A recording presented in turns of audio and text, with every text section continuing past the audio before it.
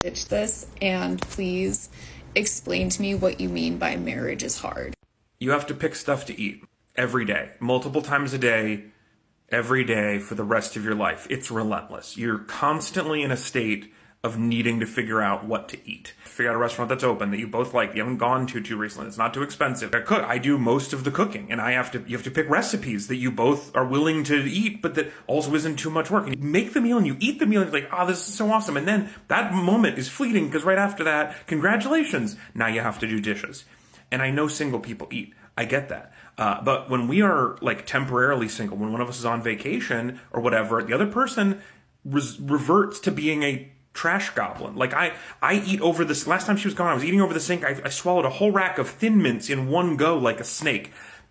I wouldn't do that when she's here, you know? Like, it's different when you have to eat in front of somebody else. When people say marriage is hard, that's what we're talking. Every spider that you've ever carefully put a cup over and slid a piece of paper under and then gently released outside died outside, probably. They can't live out there, and I'm sorry you had to find out this way. This was one of my first unfun facts several weeks ago, and a bunch of you didn't believe me. Several of you pointed out, this sounds like something a spider would say. I'm not a spider. I'm not on a spider's side. I hate them. I think they're the devil. I know it's true because I learned it from a spider scientist several years ago I met at a party, and I know that is ambiguous as to whether that was a scientist who studies spiders or a spider who went to college, but it was the former. She's a real human woman named Dr. Binford, and there's a story about her in the New Yorker a while back where she went around Los Angeles capturing the world's deadliest spiders from the basements of thrift stores. But one of the people who watched this and didn't believe it was a reporter who wrote an article for the Huffington Post where she skeptically went to a bunch of spider scientists. They said I was right. Myth confirmed. Look, Ma, I finally made it. App user Alex Falcone. But what do you do? What do you do?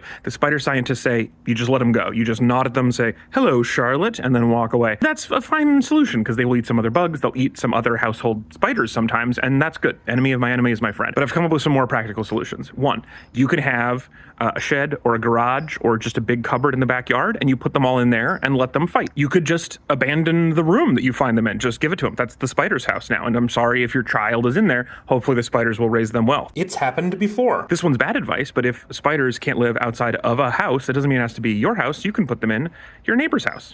You're going to try to sell me a $600 sink in this economy? Go ahead. Show me your best shot. Yeah, you can make 27 blue marbles go on a little slide. That's cute. Seems fun. Not worth it for the money. I don't need this. I don't need to bring my charcoal briquettes inside on a plate and then give them a little shower. I don't need to clean my charcoal briquettes. They're fine dirty. That's good enough. I don't need to do this because I do not run a Starbucks, all right? I am not in this much of a hurry to rinse my glasses. I can just wash them. That seems fine. Speaking of washing, I do not need to wash my fruit and vegetables from the side. I can use water that comes from above. They're not in a sexy shower. I do not need to use only your special cutting boards, and I don't need to put my knife away dirty inside the sink.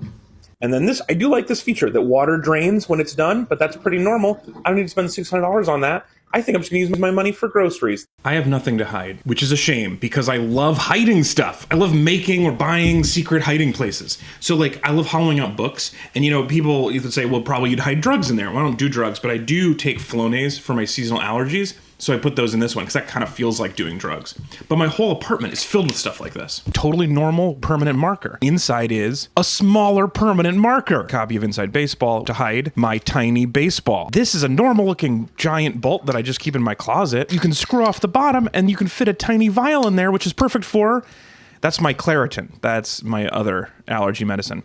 There is nothing cooler than a wall safe behind framed art, and I'm not allowed to poke holes in my wall because it's a rental, but this is a picture of a wall safe, which is almost as good since I wouldn't have anything to put in the wall safe anyway. In the fridge, I've got a totally normal looking Dr. Pepper, but of course the top screws off, and inside that is my Benadryl or Bennies. These are for my nighttime allergies. Back of my car looks like tire foam. This is where I store my Dramamine, which is kind of like I'm allergic to motion, too. And this looks like it's just 4 Shakespeare B-sides together, but if you pull out the bottom, there's actually a can of peaches. But the can of peaches is fake, and inside is a rock. But that rock is fake, it's a hide a key, and that key is perfect for opening the dictionary, which is secretly a metal safe, and inside that, I put the Dr. Pepper, and the tire foam, and the pages from the Shakespeare books, and the peaches, which I'm allergic to.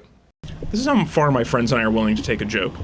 Remember a few years ago, after Twilight came out and was such a huge hit, that all these other writers figured out that the formula was just teenage girl meets a monster, but she doesn't know that he's a monster because he's so sexy. And they just started cranking him out. He's an angel, and she doesn't know he's an angel because he's so sexy. A teenage girl meets a demon. She doesn't know he's a demon. He's so cute. He's one of the Fae, and she can't tell that he has a plant growing out of his back. And each time my friends and I would see one, we'd be like, man, they're going to run out of monsters at some point, and it's going to be time for mummies. There's going to be no other options left besides mummies. They're going to have to write a book about a teenage girl who meets a mummy. But then no one did write that book, so we wrote that book. Unwrapped My Heart, which is a mummy joke. Publishers Weekly called it unfortunate, but that was the only review we got, so we had to put that sticker on that. It's a real book. People don't believe me. We could have just made a cover. Would have been easier. That's not what we did. We wrote the whole book. It's got all these words in it. You can see they're different words, some repeats, but a lot of different words. I'll actually read you a quick passage because people don't believe me. It's a real book. They ask me all the time. So I will read you. This is from the end, and it's not a spoiler. I already told you the plot. I kissed him passionately, then held his face in my hands and stared deeply into the voids where his eyes should have been. Because he's a mummy. Then he wipes his mouth with his sleeve so my saliva doesn't ruin centuries of careful preservation. It's a lot of mummy jokes. It is out in paperback now. It always was, but it also is now. It's like 5 years old. Unwrap My Heart by me, Alex Falcone, and my friend, Ezra Fox. My wife and I are just about to celebrate our 10-year wedding anniversary, so it's getting kind of serious, and we learned a lot of stuff along the way. So this is my first tip on how to marriage. This is how to spoon without the blood flow to your arm getting cut off, and then your arm falls off like a Doberman's tail. If you Google this, a lot of images, they just don't bother to even draw the second arm, which certainly saves you some time. But if you do have another arm and don't want to lose it to cuddle rot, here's the solution. I think we can all agree the ideal position is right here, under the small spoon's head. That's maximum cuddleage, but it's also maximum squish. You never want to go back here, so your elbow's pressing into their back and you feel like you're a ventriloquist dummy. Now, one obvious solution is you slide your arm up and back. The problem is now they're tipping over and your head is on your shoulder, also causing blood loss. You've become the problem that you were afraid of this whole time. So here's the secret sauce. Ketchup and mayonnaise mixed together. The secret of safe spooning is 3 pillows. 1 for small spoon, 2 for big spoon, and the bottom pillow for big spoon is back at a 45-degree angle. That's the key. So now, little spoon has a pillow to rest their head on, good side sleep. You take your arm and you move it up like in that previous example. Now instead of squishing it with your own shoulder, back pillow supports top pillow, which supports your head. Now you can get a perfect cuddle, no one's arm's gonna fall asleep, and in my experience, that'll get you at least 10 years of marriage. I have a problem. I cannot find my keys. And I know that doesn't seem like a huge deal, but as some of you know, I make a lot of secret hiding places around my apartment, so they could be almost anywhere. I normally keep them in here, but they're lost. Before I got the Nancy Drew book, I used to keep them in this avocado, but now I just use that for my new allergy medication. I thought I'd put them in my fake wall outlet, but then I remembered, no, that's where the walnuts go. They're too big to fit inside the walnuts, that's where I put Waldo. Obviously, I should have put them in this Haida key, but instead I used that for my fake key fob, which is full of Zyrtec. They're not in my poker chips, but what did I put in there? Oh yeah, I filled them with quarters because I thought they're kind of like video poker chips, and then I put that hollow quarter in there, and then I filled that with a dime. Oh, maybe I put them inside my Russian doll. No, that's where I put my smaller Russian doll. But what's in there? Hey, I found him. Lucky. And inside him is a smaller Russian doll. Inside that, spare battery, but obviously fake battery with even more Zyrtec. Toy not included. Behind this picture? No, that's my invention for people who can't poke holes in their wall but really want a wall safe. The wall safe wall safe. Maybe I put it in another book. No, this one was too long to read, so I hollowed it out and put in a projector that projects its own movie. And of course, there's a compartment for popcorn. What in the world? Carmen Sandiego. Oh, of course. Oh, I remember. I put it in the place where I put lost things. I can't believe I didn't remember that. Now, where did I put my phone? Guys, what is with American companies and their weird side hustles? I'm watching the NBA playoffs the other day, and they're playing in the Ball Arena. My wife sees it, and she sees the logo, and she's like, is that the Mason Jar people? What are they doing with stadium naming money? Are they like secretly also defense contractors or something? They are absolutely in defense contracting. In the 1950s, they pivoted hard and started making satellites. They were like, hey, we're so good at canned peaches, we should try war. And you know what they don't make?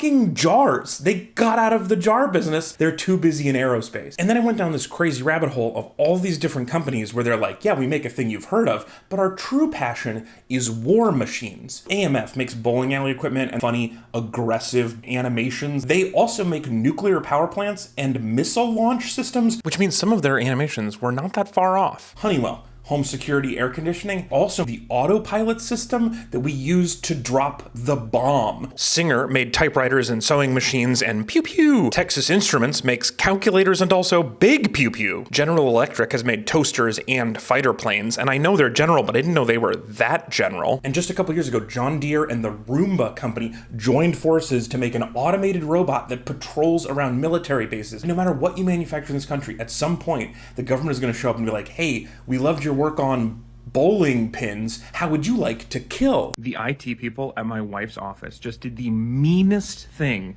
to everybody she works with. So they periodically send out phishing tests where they send a suspicious looking link, and if you click on it, you get yelled at by the nerds, and if you report it as phishing, you get complimented by them or whatever. And today, which I may remind you is Valentine's Day. This is the feast of St. Valentine. Today, they sent an email to everybody in the company that said, you have a Valentine's delivery downstairs. Just click here to confirm delivery. That is so mean. That's so mean. Everybody in the office felt loved for a moment, and then that feeling was ripped away from them and replaced with an ass chewing from IT.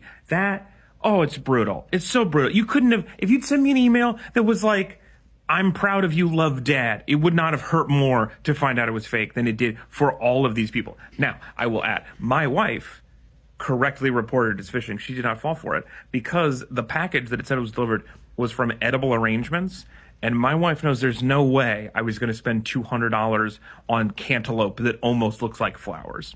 Woman is about to murder this man by hammering a tent peg into his skull. And you're probably wondering why.